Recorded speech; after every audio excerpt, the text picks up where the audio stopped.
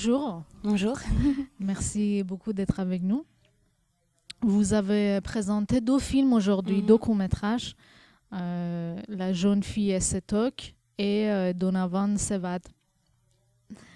Euh, mais avant de parler de ces deux films-là, est-ce que vous pouvez nous parler un peu de votre parcours de cinéaste? Est-ce que La jeune fille et ses tocs, c'est votre premier film ou vous avez fait d'autres avant? Alors, La jeune fille et ses tocs, c'est mon premier film produit. J'ai fait une école de cinéma, j'ai fait la Fémis, donc le film de fin d'études était quand même. Enfin, voilà, je le considère aussi comme un film. Et... et voilà. Et après La jeune fille et ses tocs, j'ai réalisé aussi un documentaire, un court-métrage. Et Donovan, c'est le dernier film. Voilà.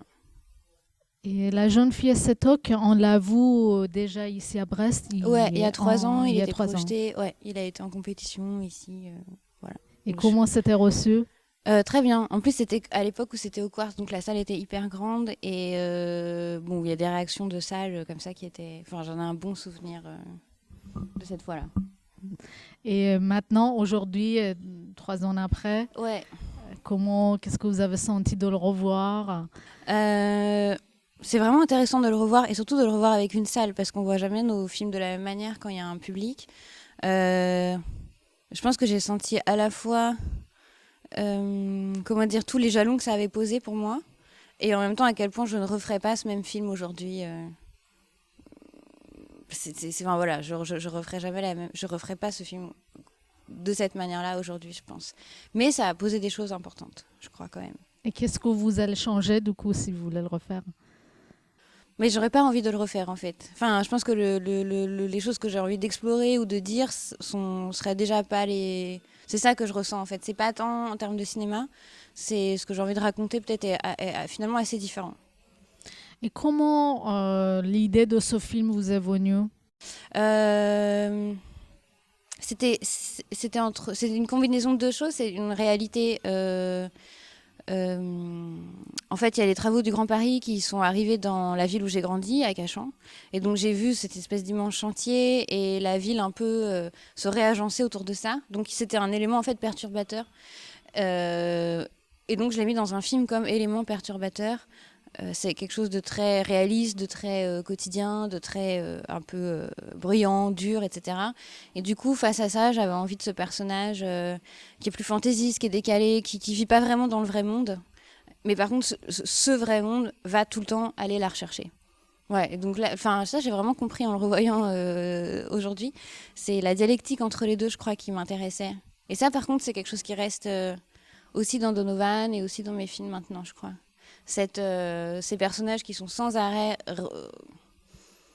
dans la question de l'altérité et repris par l'extérieur et par le monde et comment se sentir avec les autres, quoi. Voilà. Et la musique est très importante Mm. dans le film.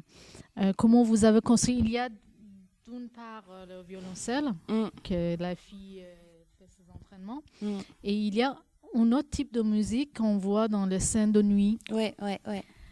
Comment vous avez composé ces deux parties de la musique? Et le violoncelle, du coup, la partition, je l'ai choisie dès le scénario parce qu'elle était importante dans ce qu'elle raconte du personnage. C'est un peu comme le prolongement de sa voix, en fait, à elle. Donc, il y a quelque chose d'assez doux, un peu romantique au début, mais finalement, ça s'emballe. C'est une partition qui est un peu dans la lutte. Et c'est quand même un personnage qui lutte un peu dans le vent, mais qui lutte quand même. Et par contre, la musique a été faite pour le film sur les parties nocturnes. Elle a été composée au montage. Et c'est une musique qui à la fois résonne comme sa musique intérieure à elle, sa petite folie, mais qui, je pense, est aussi quelque chose de l'ordre de mon regard qui vient ponctuer le film et qui vient nous redire oui, effectivement, c'est ce qui se passe. Effectivement, il y a quelque chose qui se dérègle un peu. Donc je pense que c'est moi aussi qui parle un peu, en tant que réalisatrice, à ce moment-là, avec cette musique-là. Et qui est une musique très différente aussi Ouais. de la violoncelle et qui a un tempo Ouais, qui est très rapide, rapide, ouais. qui est plus moderne, enfin, qui a quelque chose de plus imposé en fait. Qui est un peu industriel aussi, en lien Ouais, avec le totalement, chantier. totalement. Et comment vous avez choisi l'acteur principal, Aurélien Gabrielli, qui, personnellement, je trouve que c'est un très, très bon acteur. Ouais, moi aussi. Il a fait des longs métrages aussi. Il a fait au moins 2 longs métrages que j'ai vus. Ouais. Et moyen métrage aussi. Et j'imagine plusieurs autres courts métrages aussi. Aurélien, c'est quelqu'un qui porte de toute façon une intériorité quand on le voit jouer, quel que soit le rôle ou le film dans lequel on le voit. Donc c'est une chose dont j'avais besoin et envie pour ce personnage, de sentir qu'il en disait peu mais il en pensait pas moins. Ça, je pense que c'est un truc que dégage Aurélien Gabrielli dans tous les cas. Et après, il y a cette idée aussi que c'est un personnage qui est un miroir, c'est un personnage qui regarde en fait l'autre personnage. Donc quelque part, c'est aussi pour ça qu'on s'identifie presque plus à lui, parce que nous, on est un peu comme lui, on découvre. Et je me souviens que on avait commencé à tourner, donc il n'y avait pas ces scènes. Et la première fois qu'il est arrivé sur le plateau, il a attendu qu'on finisse une scène avec Lucille Chevalier, la comédienne. Et il a regardé le combo. Et c'est en voyant ce que je filmais d'elle qu'il a aussi eu un déclic sur comment le personnage devait la regarder. Et finalement, moi je trouve qu'elle, on l'aime parce qu'on voit que lui, elle lui plaît.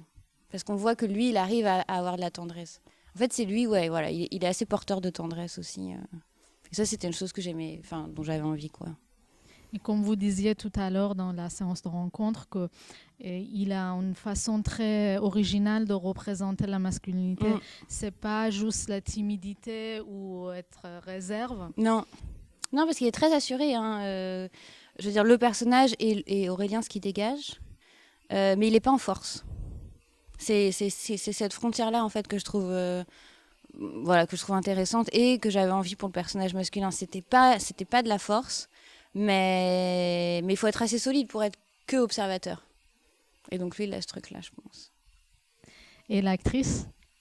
Et l'actrice, j'ai écrit pour elle, parce qu'en fait, elle m'a inspiré complètement le personnage et les dialogues. J'aurais jamais écrit ces dialogues pour quelqu'un d'autre. Il y a un truc de l'ordre du phrasé, de la façon dont elle s'exprime.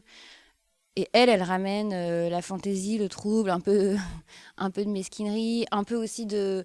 Elle a pas de filtre pour le coup. Donc en fait, elle dit, et elle se rend compte après de ce qu'elle a dit. Et ça, c'était un peu le ressort comique aussi qu'elle amène, quoi, sur lequel le film joue.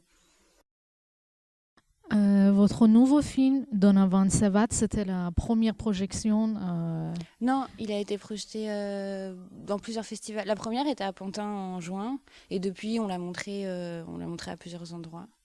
Et voilà. Et qui est un film très différent. Ouais, très différent. Ça n'a rien à voir en fait, et ça part sur une autre histoire.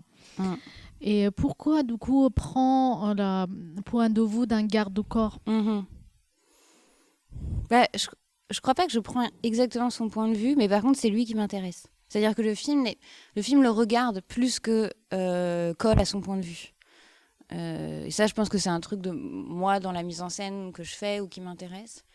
Et l'idée de ce film aussi, c'est de se dire, c'est un peu un défi en court-métrage d'arriver à raconter comme l'histoire d'un transfuge de classe, mais éclair, comme ça, très très rapide et condensé. Et ce que ça peut lui faire à lui et toutes les émotions par lesquelles il passe ou les questionnements.